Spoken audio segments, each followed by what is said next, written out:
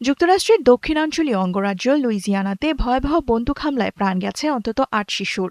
স্থানীয় সময় রবিবার ভোরে শ্রেভপোর্ট শহরে ঘটে এই মর্মান্তিক ঘটনা। ভোর ৬টার কিছু পর একাধিক বাড়ি জুড়ে বন্দুক হামলা চালানো হয়। এতে অন্তত ১০ জন গুলিবিদ্ধ হন, যাদের মধ্যে ৮ জনই শিশু। তাদের বয়স ছিল ১ থেকে ১৪ বছরের মধ্যে। ভোরের দিকে আমরা কল পাই। ঘটনাস্থলে গিয়ে দেখি একাধিক বাড়িতে বন্দুক হামলা হয়েছে। নিহতদের সবাই শিশু। এর মধ্যে হামলাকারীর নিজের সন্তানও রয়েছে। ঘটনার পর অভিযুক্ত বন্দুকধারী একটি গাড়ি ছিনতাই করে পালানোর চেষ্টা করে।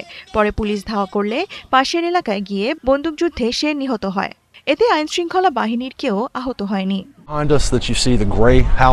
এই বাড়িটির ভেতরে ৬০টি শিশুর মরদেহ পাওয়া গেছে।